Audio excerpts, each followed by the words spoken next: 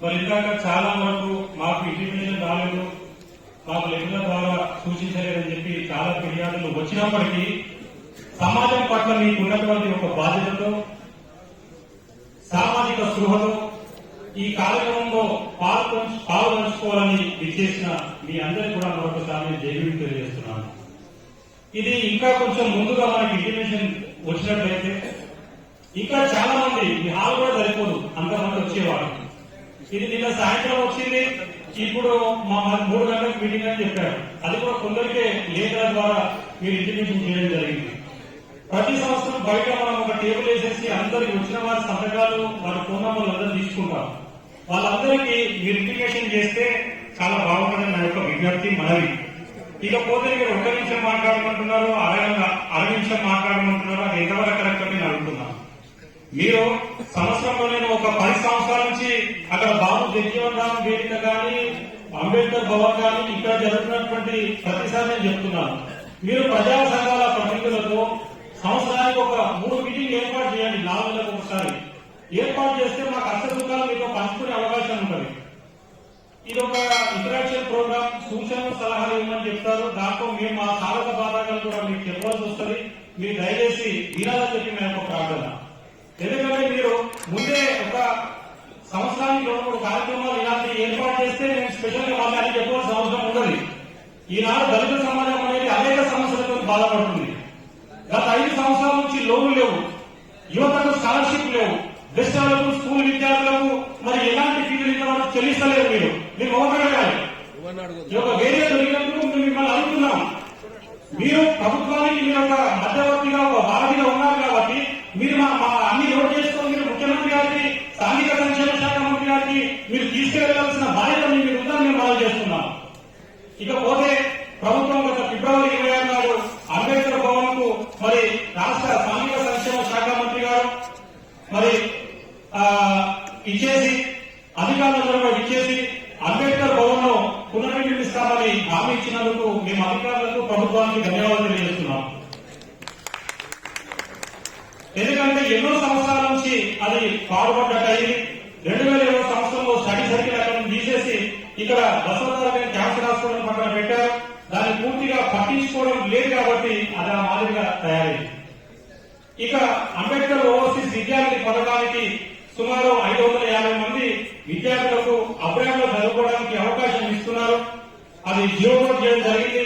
దాన్ని కూడా మేము ప్రభుత్వానికి ధన్యవాదాలు తెలియజేస్తున్నాం. సాంఘిక సంక్షేమ శాఖకు ఈ ఎస్సీ రైట్స్ ప్రొటెక్షన్ సొసైటీ ద్వారా అనేక సార్లు అనేక మంది మంత్రులకు, అధికారులకు ఆ సీట్ల సంఖ్య పెంచాలని చెప్పేసి మేము రిప్రజెంటేషన్ ఇవ్వడం జరిగింది.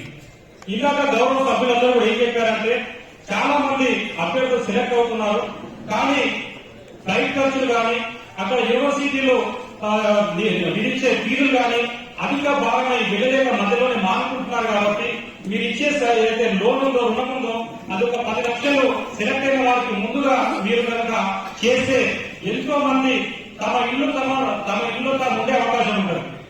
చాలా ఈ విషయాలు చాలా ఇష్యూస్ మా నోటీస్కి వచ్చినాయి. ఎంతో మంది తమ ఇల్లు అమ్ముకొని పిల్లలు పంపిస్తున్నారు.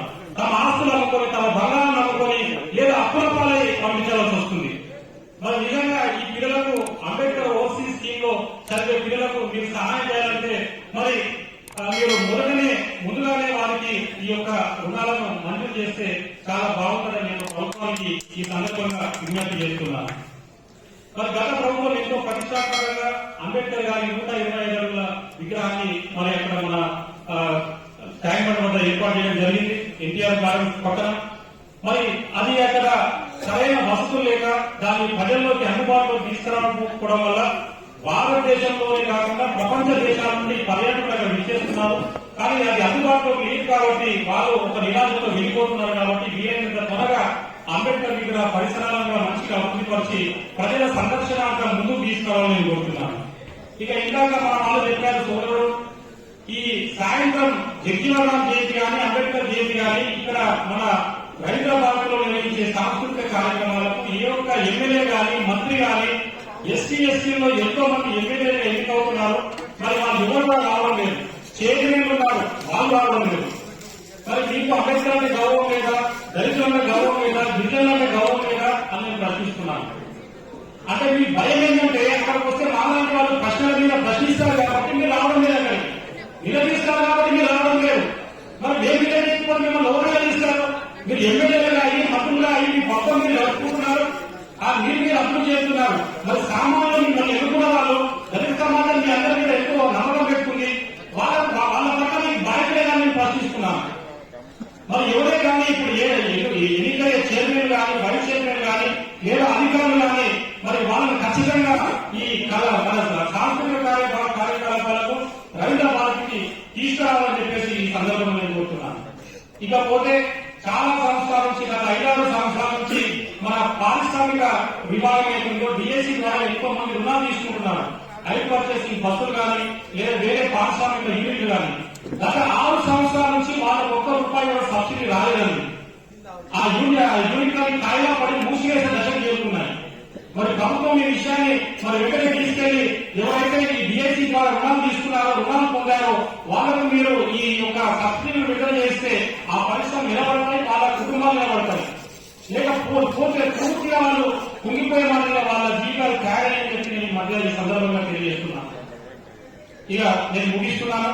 పోయిన సంవత్సరం అతి తక్కువ సమయంలో ఉన్నప్పటికీ మన చెరుకు రామచంద్ర గాని ఇంకా రాజు మాదిగ గాని ఎంతో ఘనంగా అంబేద్కర్ జగ్జీవనరాం ఉత్సవాలను నిర్వహించడం జరిగింది. మరి ఈ సంవత్సరం కూడా చైర్మన్ ఎవరైనా వైస్ చైర్మన్ ఎవరైనా సభ్యులు ఎవరైనా సరే అందరం కలిసికట్టుగా ఒక ఆత్మీయ భావంతో ఒక అన్నదమ్ముల మాదిరిగా ఈ ఉత్సవాలను మనము నిర్వహించి ప్రభుత్వానికి మన యొక్క ఐక్యతను మన యొక్క బలాన్ని తెలియజేయాలని చెప్పేసి నేను ఈ వేదిక ద్వారా మీకు అందరూ కూడా విజ్ఞప్తి చేస్తున్నాను. ఎవరైనా ఎన్నికలండి ఈ దళితులను అవ్వాలనే పైన కూడా కొన్ని విమర్శలు వస్తున్నాయి, అది నిజమే. అలా కాకుండా ఎవరైతే అర్హులై ఉన్నారో వాళ్ళకే మనం అందరం కూడా ఇప్పించే ప్రయత్నం చేయాలని తెలియజేస్తూ నాకు ఈ అవకాశం ఇచ్చినందుకు రాష్ట్ర ప్రభుత్వ షెడ్యూల్ కులాల అభివృద్ధి శాఖ వారికి, దళిత సంఘాల ప్రజలకి అందరికీ ధన్యవాదాలు తెలియజేస్తున్నాను. జై భీమ్, జై Bharat. Preparation meeting social department పెట్టడం జరిగింది. మరి కమిషనర్ గా వచ్చినటువంటి నూతనంగా వచ్చినటువంటి కమిషనర్ గారికి మరి అదేవిధంగా రమేష్ సార్ గారికి, హనుమంత్ నాయక్ గారికి, శ్రీధర్ సార్ గారికి, శ్రీనివాస్ రెడ్డి గారికి, మరి మిగతా ఆఫీసర్ అందరికీ మరియు వేదిక ఉంటున్నటువంటి మాలా మాదిగ 59 ఉపకుల నాయకులు రైతులు కూడా సామాజిక ఉద్యమ నమస్కారాలు తెలియజేస్తా ఉన్నాను. మిత్రులారా, పోయిన సంవత్సరము బాబు జగజీవనరాం మరియు అంబేద్కర్ జయంతి ఉత్సవాలకి ఇక్కడే ప్రిపరేషన్ మీటింగ్ జరిగింది. దాని తర్వాత వివిధ పురస్కారాలన్నీ కూడా లేఖల ద్వారా సోషల్ డిపార్ట్మెంట్ లో అక్కడ సబ్మిట్ చేయడం జరిగింది. మరి అంతలోపు ఎలక్షన్లు రావడంతో బాబు జగజీవనరాం గారి జయంతిని మనం జరుపుకోలేకపోయినాం. అది గవర్నమెంట్ అది అధికారులే జరిగారు. మరి కుల సంఘాలతో జరపకుండా అధికారులతో వాళ్ళ ప్రభుత్వంలో జరిగింది కాబట్టి ఎలక్షన్ కోడ్ జయంతి ఉత్సవాలకు వర్తించదు. బాబాసాహెబ్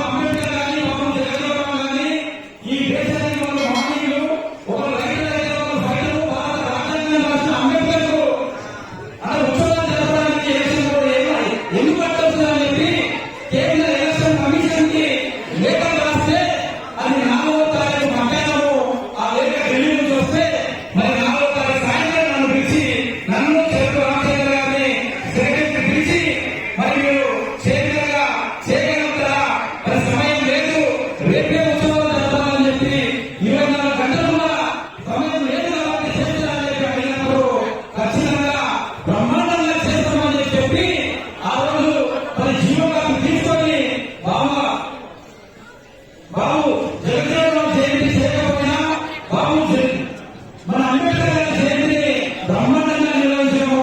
మరి అందరూ చూసిరు భోజనాలు కానీ అక్కడ మీటింగ్ కానీ మరి సాయంత్రం ప్రోగ్రాం ఇక్కడ హైదరాబాద్లో మన అవార్డుల ప్రోగ్రాం కానీ బ్రహ్మాండంగా చేశాం. మరి అవార్డులకి వివిధ జిల్లాల నుంచి నాయకులు వచ్చారు, కార్యకర్తలు వచ్చారు, దళితుల సేవ చేసే వాళ్ళు వచ్చారు. మరి ఒకరోజు ప్రోగ్రాంలో కాబట్టి మరొకసారి కాశీవాడలో బాలపల్లి కార్యకర్తల కాశీనగర్లో ఏర్పాటు చేసి ఒక 400 మందికి భోజనాలు పెట్టి ఆ రోజు కూడా బ్రహ్మాండంగా అవార్డు ఇచ్చినటువంటి సందర్భంగా తెలియజేస్తాం. మరి ఇప్పుడు ఎవరు చైర్మన్ అయినా వర్కింగ్ చైర్మన్ అయినా కానీ ఖచ్చితంగా మహనీయుల జయంతి ఉత్సవాలలో మనం గొడవ లేకుండా ప్రభుత్వ అధికారులకు ప్రభుత్వంలో ఉన్నటువంటి అధికారులు సహకరిస్తూ 2 పండుగలను కూడా బ్రహ్మాండంగా చేయాలని చెప్పి సందర్భంగా తెలియజేస్తూ మా సూచన సలహాలేమైనా కావాలనుకుంటే ఖచ్చితంగా మేము ఇస్తామని చెప్పి సందర్భంగా తెలియజేస్తూ ముగిస్తున్నాను. జై భీమ్, జై బాబాసాహెబ్ అంబేద్కర్. కొత్తగా ముఖ్యంగా మన దళిత సోదరులకి నేను ఒక వినవించుకునేది ఏంటనగా మన దయచేసి స్టేజీని కాలేయాల్సిన కోసం ప్లీజ్ దయచేసి నేను అన్ని కుల సంఘాలకి మన అన్నదమ్ముల్లో ఉన్న మన అందరికీ నేను ఒక విషయం చెప్తున్నాను ఏంటంటే ఎవరైతే మానవులను కించపరుస్తారు హాయ్ హలో నమస్తే, నేను మీ సంగం మహేష్. చూశారుగా మన ఛానల్, లైక్ చేయండి, షేర్ చేయండి, మరియు మీరు సబ్స్క్రైబ్ చేసుకోకపోతే వెంటనే సబ్స్క్రైబ్ చేసుకోండి.